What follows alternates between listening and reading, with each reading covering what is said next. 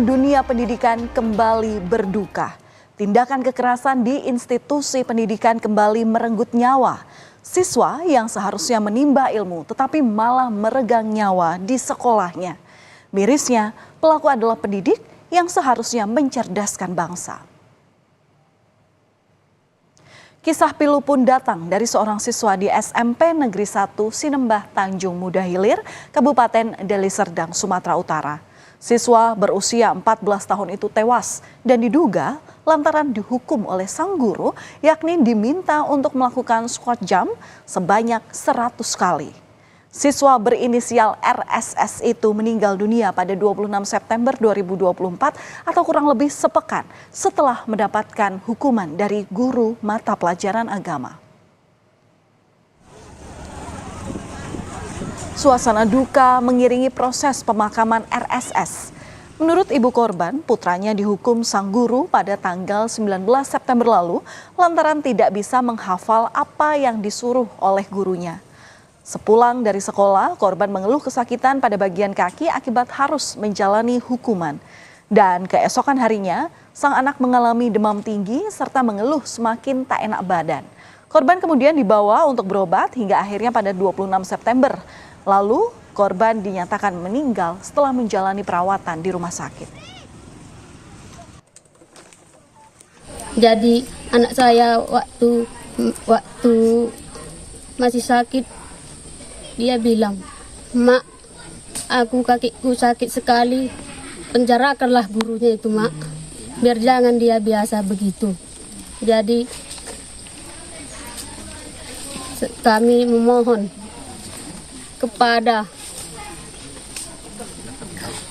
pihak hukum, tolong kasus ini diusut supaya kedepannya tidak terjadi seperti ini lagi.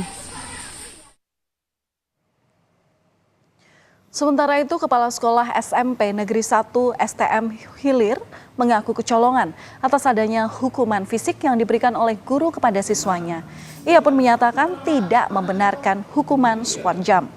Atas kasus ini, keluarga telah menempuh jalur hukum dan telah memberi kuasa hukum pada tim pengacara untuk kemudian dibuatkan laporan ke polisi. Keluarga berharap ada tindakan hukum pada guru yang telah membuat korban meninggal dunia. Cek itu sebenarnya tidak dibenarkan, dimanapun tidak dibenarkan. Bahkan kita kan sudah mengadakan mengenai bullying dan jangankan hukuman fisik, melabel anak aja pun tidak boleh dengan nama-nama tertentu kan gitu, misalnya maaf cakap ini memberi nama anak hitam atau memberi label nama anak pendek, itu nggak boleh lagi. Kita setiap ada rapat ada apa selalu diingatkan, kan ada rapat ada apa selalu diingatkan, karena kan kita termasuk sekolah menggerakkan apa bullying itu terus diingatkan. Dipicu oleh insiden yang menewaskan siswa berinisial RSS, guru yang memberikan hukuman pun kemudian dinonaktifkan. Ketua Dewan Pendidikan Deli Serdang Muryadi menyebut langkah itu ditempuh untuk mengantisipasi hal-hal yang tidak diinginkan. Ia juga menyampaikan kronologi kejadian berdasarkan pengakuan dari sang guru yang membenarkan adanya hukuman squat jump 100 kali pada korban namun tidak memaksakan untuk dilakukan secara sekaligus. Pihak keluarga sendiri berharap ada tindakan hukum pada guru yang telah membuat korban meninggal. Pada saat pembelajaran, siswa tersebut mendapat tugas belajar yang tidak dikerjakan. Sehingga oknum guru meminta kepada siswa yang tidak mengerjakan hukuman apa yang pantas. Maka si siswa menjawab, "Bu, squat jump," dan itu diaminkan oleh guru tersebut dengan jumlah 100 kali. Namun dalam bahasa tersebut si guru menyatakan 100 kali itu boleh istirahat apabila kelelahan. Guru tersebut langsung kami nonaktifkan karena yang bersangkutan adalah guru honor. Kami nonaktifkan yang pertama untuk menghindari hal-hal yang tidak diinginkan. Kemudian yang kedua supaya guru tersebut lebih fokus menghadapi permasalahan ini. Sementara tim gabungan dari Rumah Sakit Bayangkara tingkat 2 Medan, Polda Sumatera Utara dan Polresta Deli Serdang melakukan ekshumasi atau pembongkaran makam RSS. Proses ekshumasi turut dihadiri oleh keluarga korban dan juga warga sekitar. Ekshumasi ini dilakukan untuk mencari tahu penyebab pasti dari kematian korban. Menurut polisi, pelaksanaan ekshumasi untuk mengumpulkan bukti-bukti melalui otopsi pada jenazah korban yang akan dibawa ke laboratorium forensik Polri. Tim dokter mengambil sejumlah jaringan dari jasad korban untuk kemudian diteliti. Kegiatan untuk menjawab dari pertanyaan-pertanyaan dan juga hal yang terjadi yang selama ini. Untuk proses ekshumasi, nanti dokter forensik yang secara detail akan menyampaikan bagaimana seperti apa sehingga anak-anak kita bisa meninggal dunia. Tentunya kita kalau kalian tanyakan hasil, ya itu menunggu hasil pemeriksaan jaringan, ya itu atau hasil PA namanya, patologi anatomi.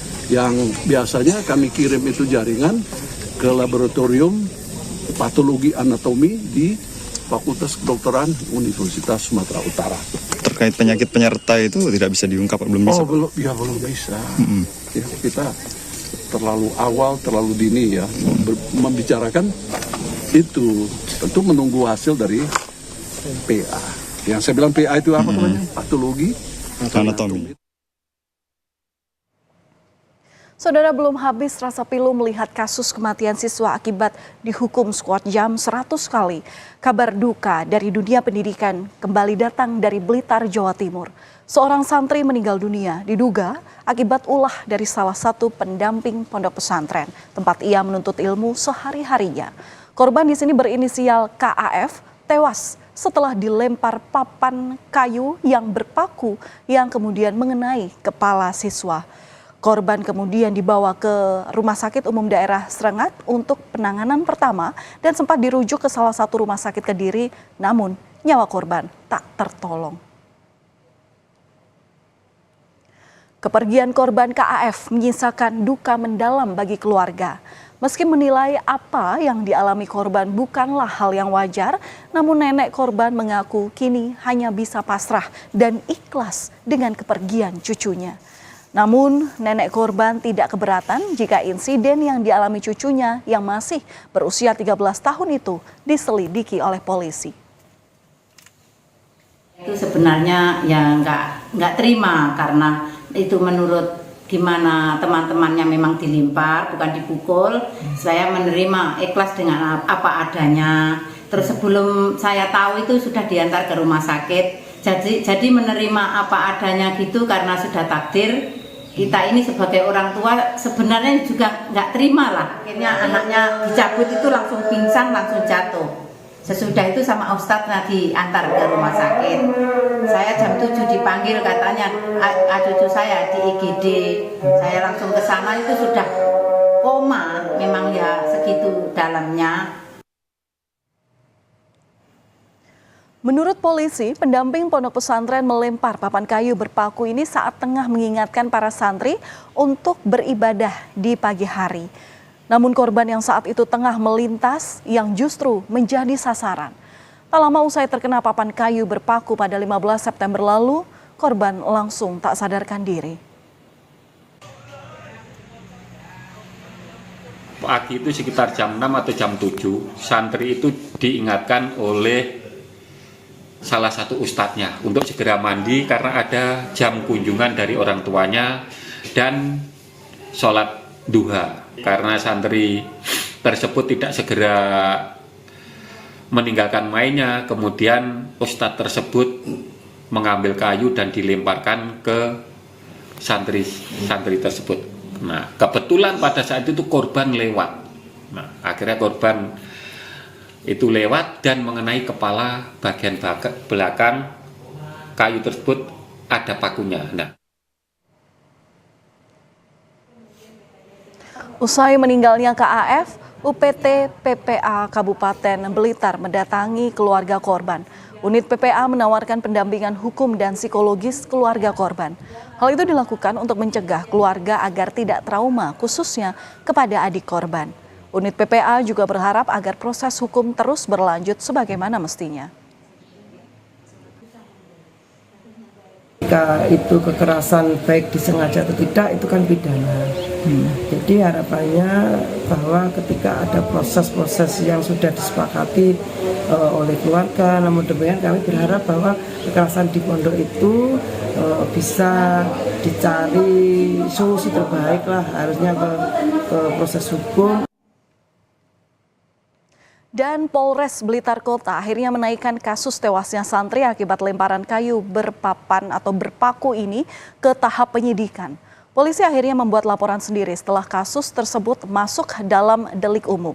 Polres Blitar Kota berencana memanggil saksi-saksi terkait tewasnya santri yang diduga dilempar kayu di lingkungan pesantrennya. Pemeriksaan akan dilakukan mulai awal setelah polisi menaikkan kasus ini ke tahap penyidikan. Sejauh ini, polisi telah memeriksa 9 saksi dan mempelajari CCTV di sekitar lokasi kejadian. Saudara, jangan lagi ada siswa yang teraniaya, bahkan sampai kehilangan nyawa di tempat yang seharusnya menjadi rumah kedua bagi mereka.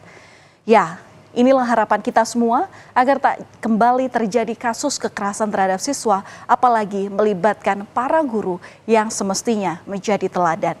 Pendisiplinan merupakan hal yang paling penting, namun jangan sampai justru menjadi tindakan yang keterlaluan hingga menyebabkan kematian.